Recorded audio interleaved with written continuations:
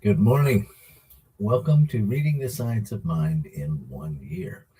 Um, Rebroadcasting because I became aware that there was no sound on the previous broadcast. So um, it's good to be back live with you. I'm Reverend Rafe Ellis, Senior Minister and Spiritual Leader at the Center for Spiritual Living Common Ground in Central Maryland.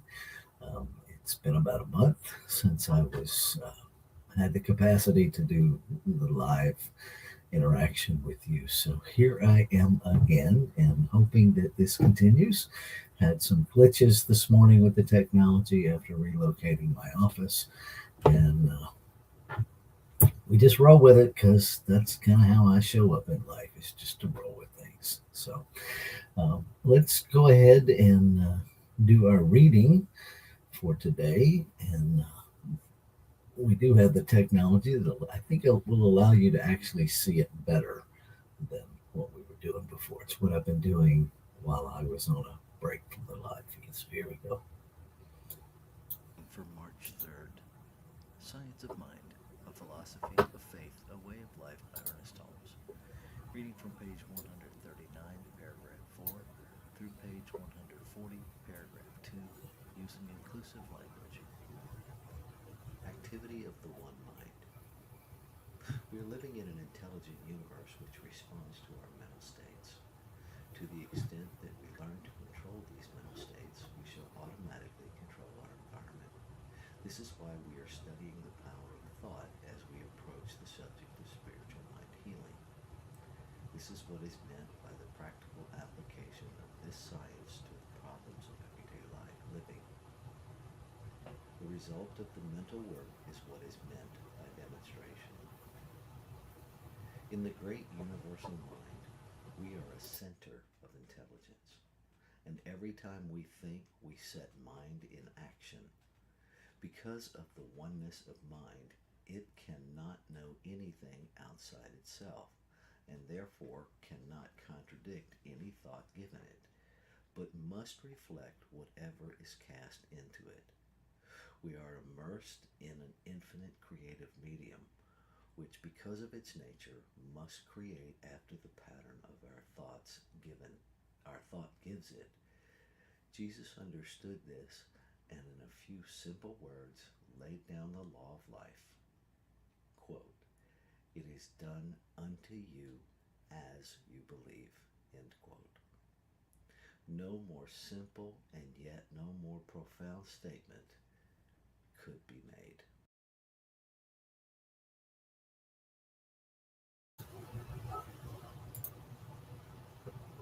Okay. So I believe you can hear me now on all of the different platforms that we're live streaming to. Again, I'm Reverend Rafe Ellis, Senior Minister and Spiritual Leader at the Center for Spiritual Living Common Ground in Central Maryland. Uh, One of the things I love most about the reading this morning is that it emphasizes one as one power, as one mind. I think sometimes we get distracted by our own experience of form, our own experience here in the physical realm, and we use, well, we're all one, as somehow being the antithesis of we're separate beings. Um, and it minimizes what the teaching actually is offering us, that there's one substance, one consciousness, if you will, one absolute reality, one source, and that we are it, that one thing, expressing in multiplicity. And so it's absolutely accurate that we're not separate. We can't be. We can't have two if there's only one. Oops, sorry about that. I need to pump the microphone. Um, and so we get to maybe wrestle with this idea of oneness in a different way and a more powerful way, a more palpable way. Um, I love the part where it talks about it because it can't There's nothing outside of it to perceive. So everything that is thought into it moves it and is manifested. Now, in our human brains, that can be a lot to accept. Because what that essentially is saying is that no matter how it is used, no matter what the thought is, the universe, consciousness, creation, whatever you call it, is a yes. And it becomes so. And that's why we see things that collide with each other, right? Because some people are unaware of the power of their own thinking. They're unaware of the power of their own beliefs. And I think what we're most unaware of is our power to be a part of the healing of beliefs and thoughts that are misaligned. Because in this thing of one, we're all using the same thing. And so when something shows up in this life, anywhere in this life, that is out of principle, different, that's different than out of my idea. There's no part of me that is suggesting it's your way or the highway, my way or the highway. No, not at all. But we learn and we wrestle with what is principle based, what is in alignment with spiritual principle, what is in alignment with love. And then we do our best to be that, to think that, to feel that, to be in alignment with all of that ourself, recognizing that what heals one place must heal every place because there is only one place. Regardless of our geographics in this physical realm, there's one consciousness, one substance, one source, one place, one mind, one. And when we really get that, we tap into our power to be a part of the solution in a very different way. Instead of getting stuck in condition and separation, doesn't mean we ignore what's happening in this physical realm at all. Quite the opposite. It means we see it for what it is, misaligned thought, misaligned with principle.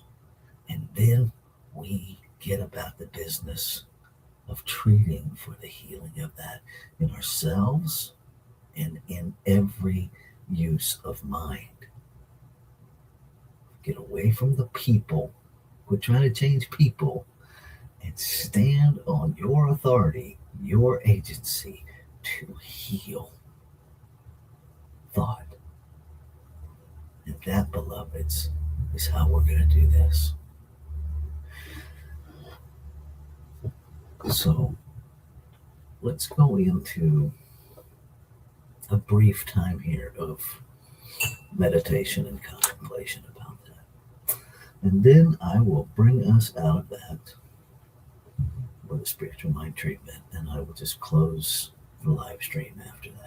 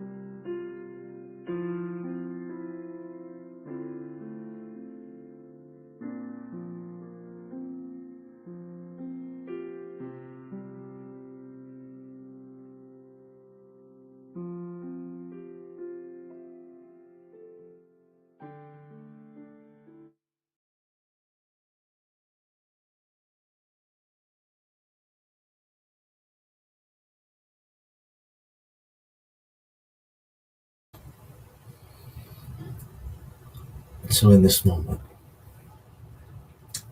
with this breath, I recognize that it is the one breath, life itself, breathing itself. That there truly is only one power, and this one power is everywhere present, expressing itself in the multiplicity of everything, everyone in this physical realm and beyond. That this one is expressing in the perfect patterns of creation. It is that source and that substance that is the creation and that holds all of the creation in perfect order. It is the breath of life. It is the body of life. It is the mind. It is the substance. It is the source. And it is the form.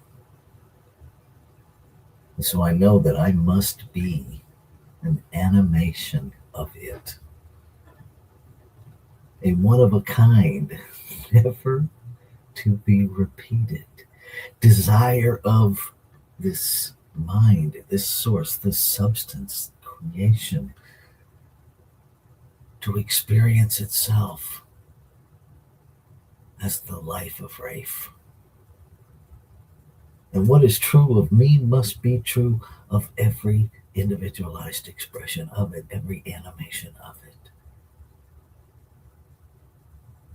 And so I claim, I speak into remembrance because it's already being. I speak into recognition, into remembrance, into a revelation, a realization, a making real, a revealing what already is. The wholeness and the power and the presence of one. Accepting every physical manifestation of it as information from the infinite, from that activity of law that perfectly reflects back to each of us what is operating in consciousness, moving beyond my consciousness and your consciousness to stand in the authority and the agency of consciousness.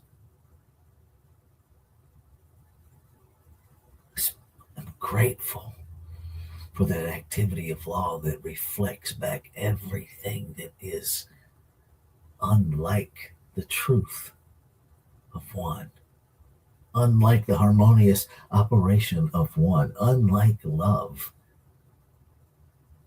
so that it can be healed, so that truth can be spoken into the lie of separation, so that the very idea of war and violence is neutralized, so that the very idea of separation is neutralized. And in its place, a recognition of wholeness, a recognition of one expressing in multiplicity, never separate from itself, a curiosity of differences, and a desire to explore, to be present with one another. A remembrance and a living of the abundance of creation itself. That there has always been the perfect amount. That there is no value or need in hoarding or collecting. That consciousness, creation, continuously sources itself out of the abundance of itself. And so the very idea of power over is neutralized. The very idea of holding and withholding to collect abundance out of a sense of lack and fear for a future that has never existed, but only now. I see it. And I allow myself, demand of my human self to participate fully, to align my actions with my beliefs, and to continue in this mental wrestling ring where I challenge old beliefs that are generational, where I sit in the stillness and know God, and where I accept responsibility, the ability within me to respond, fully participating in the healing of one, the revealing of the wholeness that already is. And knowing that the word is already complete, I celebrate. Knowing that the word spoken is the word fulfilled, I move into this day in that place of expectancy that comes from the certainty of faith that knows it is already done. And so I act as if I live, I walk, I talk as evidence of my faith and belief. And so I let go of all resistance into that full and unfettered manifestation of the word spoken. I let go. And so it is. Namaste.